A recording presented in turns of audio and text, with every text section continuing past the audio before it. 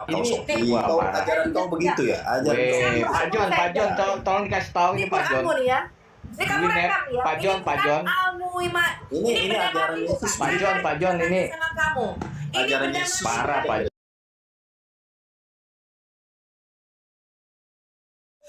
Take me, Jesus!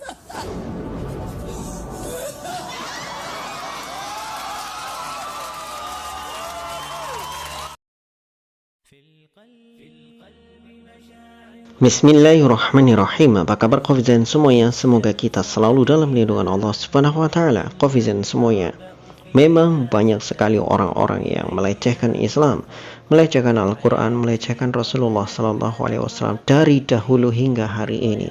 Yang terbaru juga masih banyak.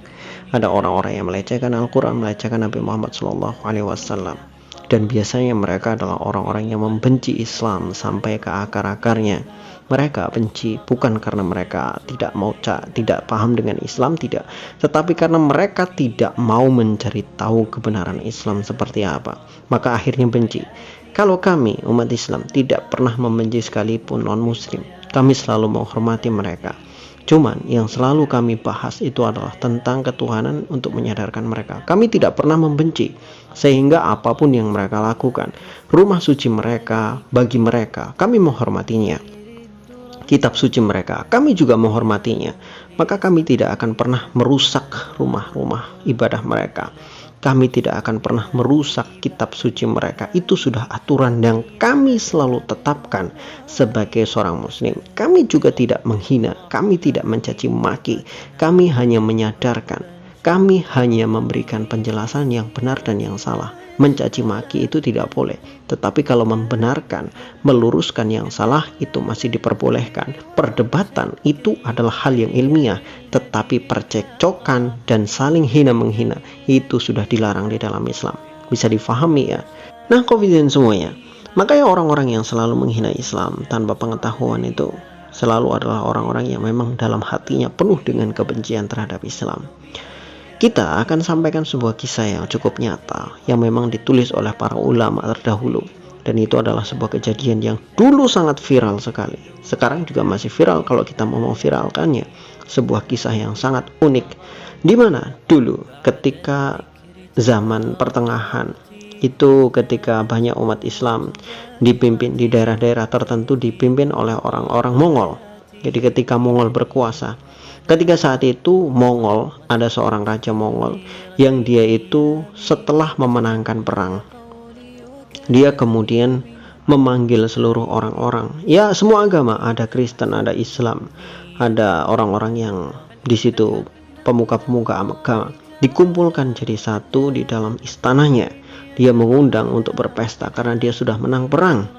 Ketika berpesta itu, maka dia mempersilahkan pendeta-pendeta Kristen pada saat itu untuk berbicara, untuk kemudian menghibur orang-orang. Ya istilahnya kayak stand up comedy gitu kan. Nah, ada seorang pendeta yang dia itu stand up comedy, tetapi yang dibahas oleh dia adalah Rasulullah SAW. Dia mencaci maki Nabi Muhammad SAW dengan caci maki yang sangat luar biasa. Dia menghina Nabi Muhammad SAW dengan hinaan-hinaan yang tidak pantas. Nah, di samping si raja Mongol ini tadi itu ada seekor anjing yang ditali. Karena si anjing ini sangat kesal dengan apa yang disampaikan oleh pendeta itu yang ngoceh nggak karuan, menghina Rasulullah SAW. Tiba-tiba anjing ini lepas karena dia menggigit talinya, lepas, dan kemudian langsung menerjang si pendeta yang sedang menghina Rasulullah, digigit. Setelah dipisahkan, pendetanya selamat, ya, berhasil diselamatkan. Kemudian anjingnya ditali lagi. Pendeta itu mengatakan nggak apa-apa, ini bukan karena perkara saya menghina Muhammad, bukan, tetapi memang itu anjingnya memang galak. Dia mengatakan seperti itu. Dia tidak segera menyadari kesalahannya. Dia berusaha untuk tetap terus memegang apa yang dia yakini itu benar, padahal itu salah.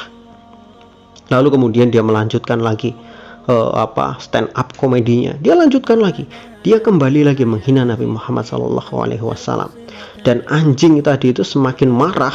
Dia gigit lagi, talinya putus. Kemudian dia terjang si pendeta itu. Kemudian digigit lehernya. Matilah si pendeta laknat ini tadi. Maka pada saat itu orang-orang yang hadir di situ, yang menyaksikan pestanya, nggak Kristen, nggak orang-orang Mongol sendiri. Orang Mongol itu kan kebanyakan pada saat itu bukan orang Islam, dan mereka itu lebih ke modern-modern barbarik gitu. Mereka juga tidak punya peradaban. Peradaban mereka itu yang mereka ambil dari tempat-tempat yang mereka kalahkan. Kalau mereka mengalahkan Islam, ya peradaban Islam mereka ambil. Kalau mereka mengalahkan Kristen, ya peradaban Kristen mereka ambil. Jadi peradaban mereka itu diambil dari tempat-tempat di mana mereka mengalahkan satu negara. Maka mereka juga tidak punya agama, tidak punya peradaban sendiri. Peradaban mereka dibangun oleh peradaban-peradaban yang kalah dari mereka. Nah, ketika pada saat itu banyak orang-orang Mongol, banyak orang Kristen yang hadir di situ, ya ada beberapa orang Islam. Maka ketika melihat kejadian itu, mereka menyadari bahwa ternyata Islam adalah sebuah kebenaran dan Muhammad itu selalu benar. Sampai-sampai anjing pun bisa menilai mana yang benar, mana yang salah. Maka pada saat itu puluhan ribu, bahkan dikatakan sampai mendekati ratusan ribu orang-orang masuk Islam karena masalah itu.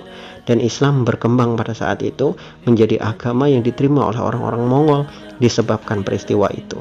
Peristiwa ini dicatat oleh berbagai macam ulama karena sangat bersejarah dan sangat luar biasa. Seekor anjing yang ranknya itu adalah legendary gitu kan. Kalau di game itu kan ranknya udah legendary, jadi bukan rank kaleng-kaleng lagi, legendary, bahkan mungkin mistik gitu kan ranknya.